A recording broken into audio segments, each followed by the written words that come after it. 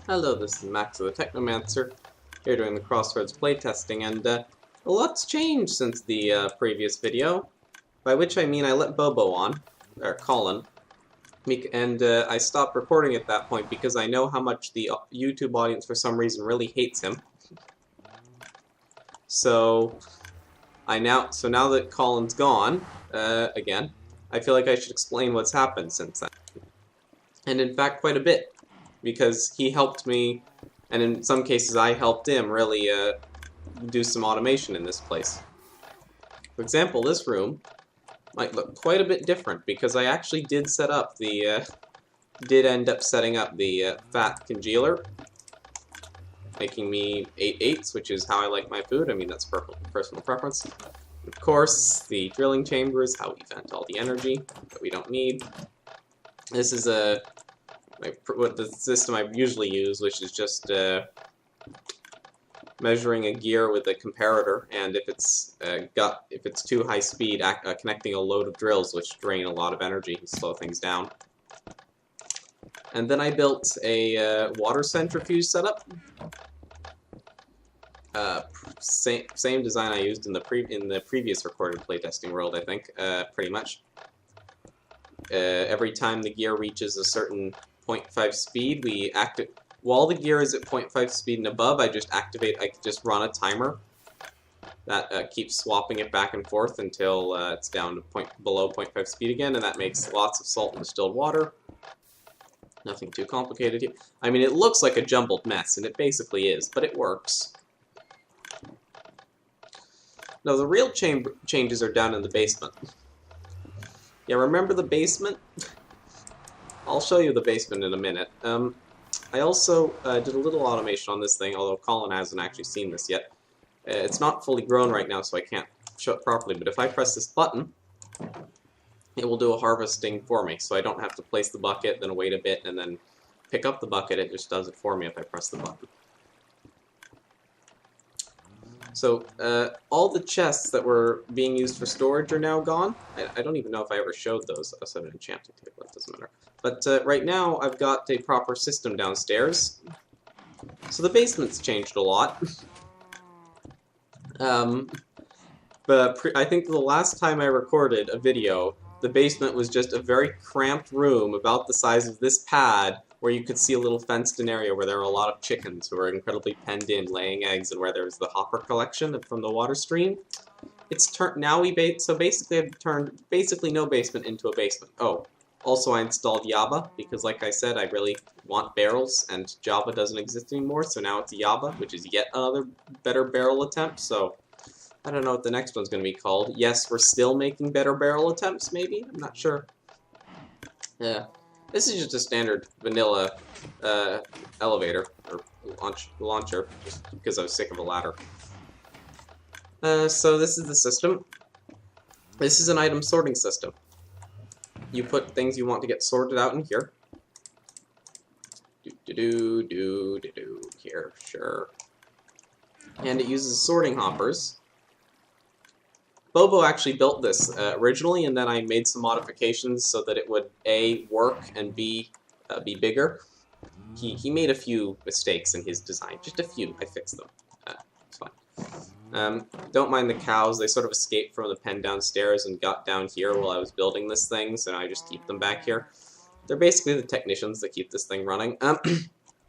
So, yeah, just use the standard sorting hopper and slotted chest pillars, and then item chutes to get it back up to the next line. Repeat this several times, and you have this sorting system. It's not really that complicated, and this is the unsorted section. So, it's nice, I guess. So this thing is actually fed by, I guess, it's not really easy to show it from back here. So the water stream no longer just goes into a chest directly, it actually goes into a hopper over here. I'll show you the new water stream in a moment. The one that was used to collect all the drops from the farm and the tree farms. So it goes in this hopper, item shoots up. That goes in, and that basically goes into the system, pretty much, into the sorting system. Directly. So I've actually got a little window here to the water stream. That's the bit where it gets pushed up, and then it goes through a water stream into the sorting system input. And if I just hop down here, I can sort of show you what the new water stream looks like. It's a pretty weird water stream. Did I accidentally give this thing a block update? Oh, I've given it a block update. I've broken my water stream. The problem with my previous water stream is it only worked until you gave it a block update.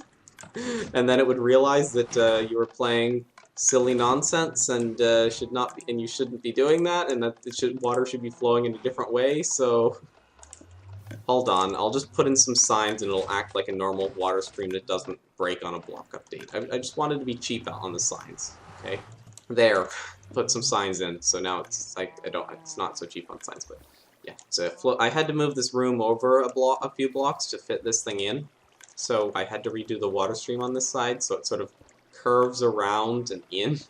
It's really quite weird, actually. But it works. Until someone gave it a block update. Probably me. It was probably my fault. Got signs now, so it shouldn't matter anymore. I could just get out of here. It'd be nice. Come on. Come on. There we go. Water. Painful to fight against. Anything else that's really changed of note? Oh, I've laid salt lines because I hate creepers, and we have tons of salt now from the water centrifuge, and salt blocks kill creepers, remember? So I just put out a load of them, so if we're ever being chased by creepers outside the base, instead of letting it blow up, we just make it run over a salt line and it'll die. So, self-defense. It doesn't work on any other mob, but it works on slimes, but there's no slimes around here. It works on creepers, the destructive ones. So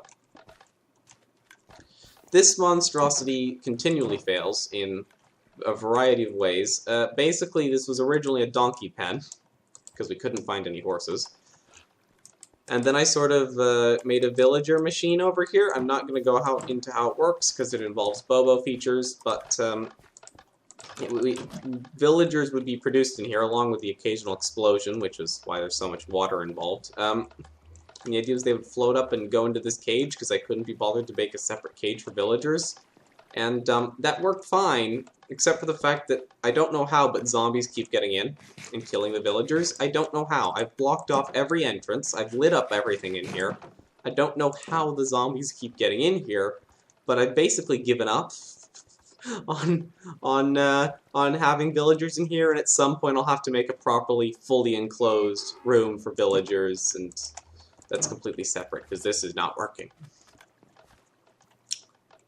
Bobo's wheat field that he built because reasons. So yeah, that's what's changed since the previous video, which is quite a lot, really. Well, this room is just my liquid fat room, just, you know, when I need to have an unwind and sit in some liquid fat, because you do. You do.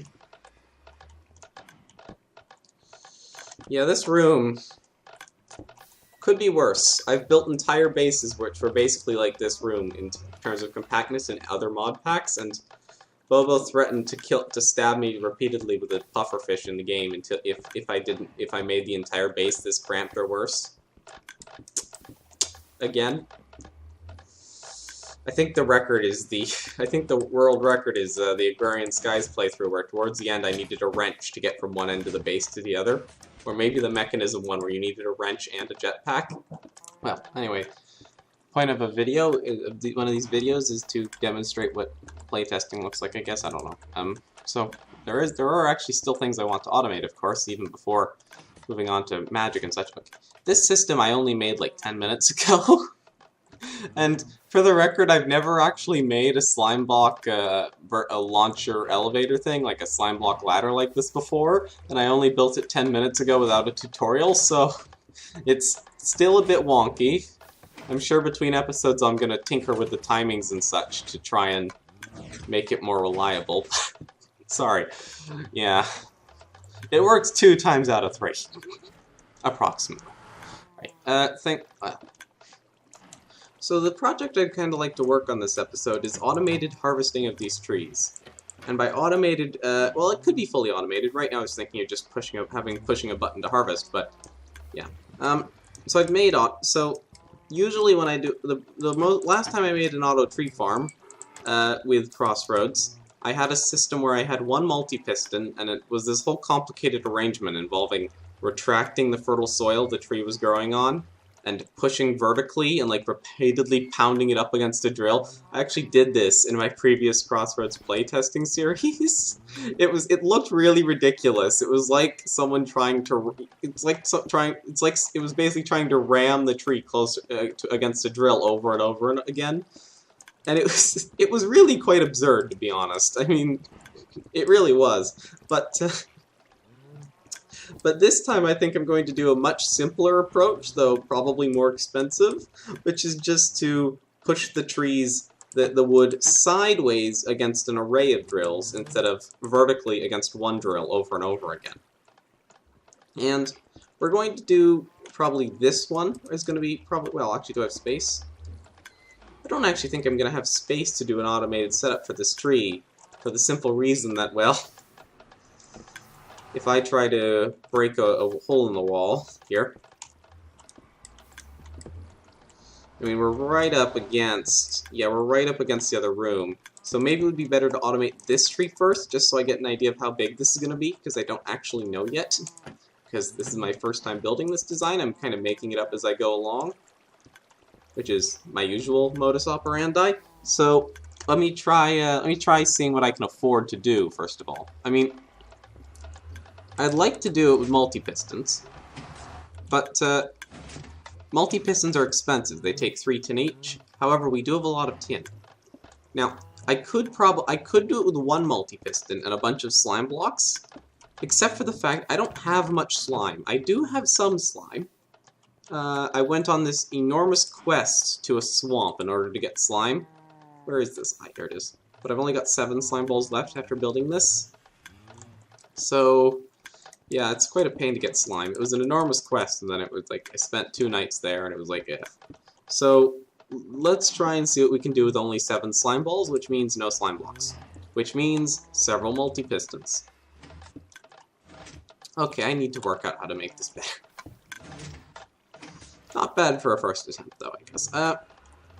So we're going to need 1 multi-piston per piece of wood in this tree. And I'm not quite sure what the maximum height of a birch tree can be in these environment, so we're just going to assume that that the maximum height is up to the ceiling, which would be 3. What is this? 5, 6, 7, 8. 8 multi-pistons. We're going to need 8 multi-pistons, 8 drills, some redstone, of course, some gearing, hoppers, a boiler. Yeah, let me get the stuff I think I'll need and be right back. So I don't really have enough space in this direction or this direction to really build out part of this tree farming system in either of those directions. So what I'm going to do is I'm going to put the pistons in here on this side. And then we're going to have the harvesting over there, I think. That's my thinking. Because the pistons is actually pretty small themselves. Or at least they should be. It's really the drill side that'll be larger. Probably. And that is facing the wrong way. There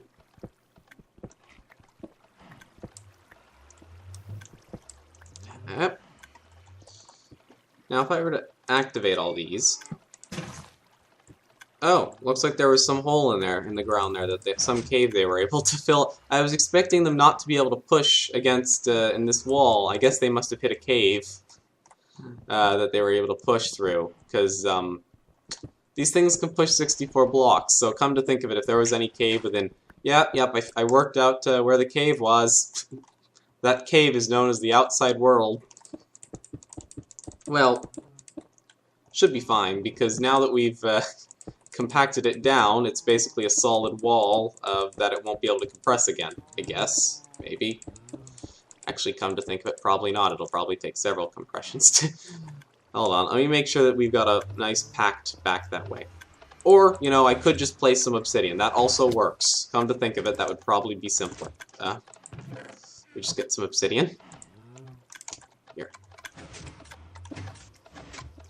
You know, I said 2 out of 3 times this works. Make that 3 out of 5. Hold on, let me just Well, I need to work out where exactly I want this line of drills. Honestly, right here would be ideal. So if I just put a vertical... This is going to stretch into the outside world. That's fine. It's fine. It's fine. Yeah, because this is a giant... Yeah, I'll just have to build a bigger shell around here. Do. There we go. Hold on. Good, that all seems to line up. If I just break some of these leaves so I can see better. Looks like all the pistons are stopping at the right place, except for you two. What are you two doing? You're in the wrong place that you're stopping. Why is that?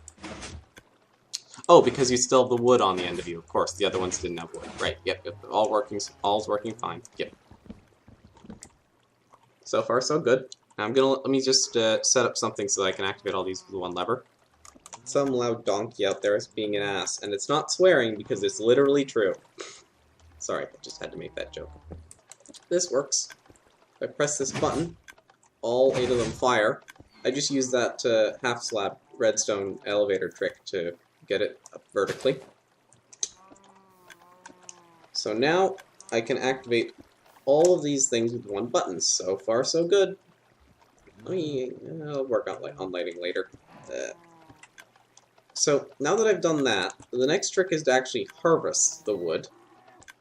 So for that, I'm just going to use, like I said I would, some drills. It's night out there, and I'm making a hole to the outside world, I should say.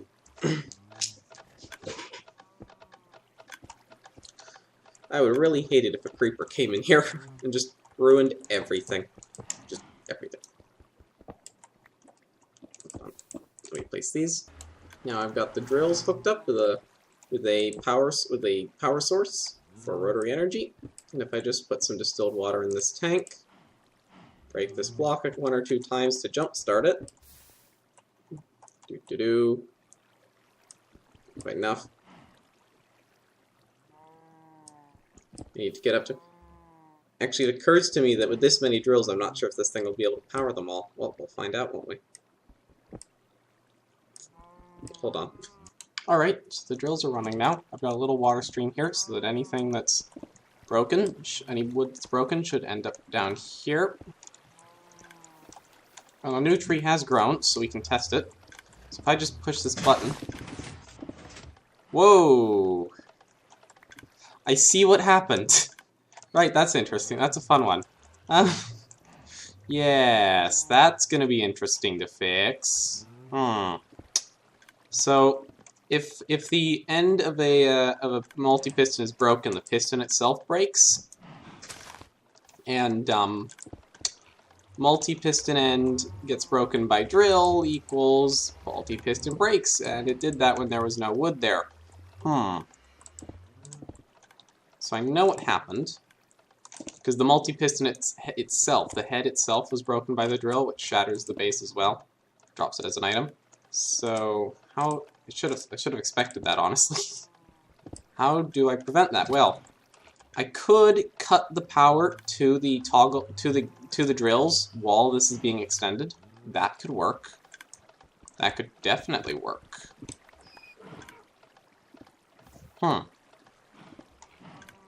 Oh, also, looks like some of the items get caught in the drills. I was not expecting that one. As always, several things wrong with my builds when I first make them. As always. Let me try, let's see, I can do this. Then I need to end up here. We'll also get coal now, because those, that flows down there. That's not good. Hold on, I'll pause, and I'll unpause when I've worked out how to fix this. Alright, I think I've solved the problem of the drills breaking the multi-pistons. So the way I've done it is I had to sort of rearrange everything in this corner back here in order to make it all fit. Sort of had to rotate things around, and but I did manage to make it fit. These drills are disconnected by an up toggle gear. Everything else here is running. The drill that keeps this thing heated is running. This thing's connected. The master axe is connected. These 8 drills are not connected.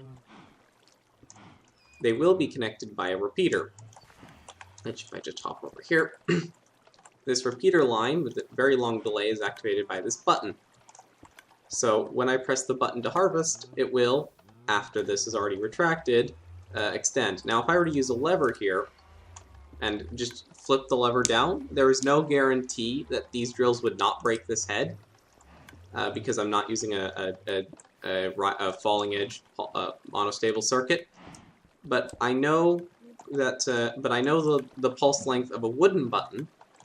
So with a wooden button, which is what I'm currently using, this works fine, and it would work it would work also with a stone button. And at some point, when I fully automated this, probably just by putting something to detect when there is a tree here and cooking it up, I'm gonna make sure that it's the right pulse length that it works to. So if I just grow a tree to demonstrate, I've got some bone meal. Oh, that was quick. If I just press this button, yeah. Now, some of the wood does get caught in those drills, and that's something I really don't have a clever solution to. I mean, yeah. I mean, this is because I've got drills don't take up a full block if you look at their hitbox. Right? So it's possible for an item to just rest between them. And there's nothing really I can do about that. Right?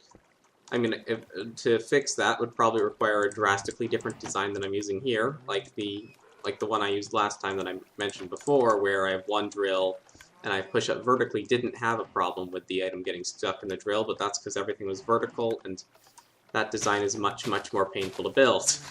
Also, yeah, though, come to think of it, I guess more efficient, because it didn't lose some of the wood to the drills. I mean, there may be a way to automatically unstick the items. I mean, let me try something, actually. Let's just try, and I'm going to try this on camera. Although, even if this works, I'm probably not going to use it, because it'll be a little set up. Did any get stuck in? Yes, a couple got stuck in. If I fill this bucket up with water, I just want to check. And we need to be hopeful here that this doesn't destroy any redstone as well, because that would be bad. I just want to check, if I were to run flowing water over here... No, that does not work. I was wondering if somehow that would... oh, wow. So it doesn't work when the water starts flowing, but apparently when it stops flowing it works. Let me try that again. Let me just stick some cobble in there. Come on. It's not really where I wanted it to go, but hold on. Yeah. Let's see if I can expand it just quick. There we go. Is it still there? Yes, it's still there. Okay, let me just try that again. It might have been only worked because the item was resting on the edge. If I put that down, it's still there, but if I remove the water... Yeah, that doesn't really reliably work. Okay, so that's not a good way of unsticking it. I'm wondering if a hopper minecart could work. Hopper minecarts have magical powers. They can pick up items through a solid block. Which I've used to my advantage in a few cases, and I'm wondering if I were to, although I absolutely don't have enough space for that in this build, I'm just curious now, if I were to have some sort of hopper minecart going in a circle around these, would they be able to pick up the item? I don't know. Maybe. But I mean, I don't have the space for that in this setup at all. I'm just curious. Don't have any hopper minecarts, though. But yeah, that's pretty good. It works pretty well. And I should probably, you know what I'll actually do, is I'll get 2 more trapdoors, and I'll replace that sign on that side with some trapdoors. The sign that's holding back the water, just so that I can actually use it as a bridge. I feel like that would be convenient. Although I'll need the trapdoor to be against this trapdoor. Go. That does kind of get in the middle here. It's just I think if I have it against this wall, I can't really have it against the wall, for the simple reason that in that case, the item isn't exactly going to be able to get by, is it? See, right, if I just throw an item in here, see, it's stuck. It's like a gate. Let me up, please. Let me up. Let me up. So I'm gonna have to put this trapdoor against this trapdoor, or just, use it something. I like the trapdoors. so I can stand on them. Yeah. Ah, come on. Where did it go? Oh. There we go. Come on. Let me just place this here. Let's see here, and there.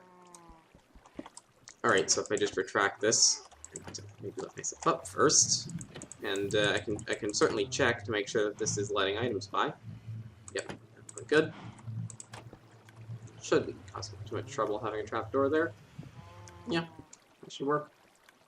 I mean, yeah, but the items are still gonna get caught in that drill, sadly, so.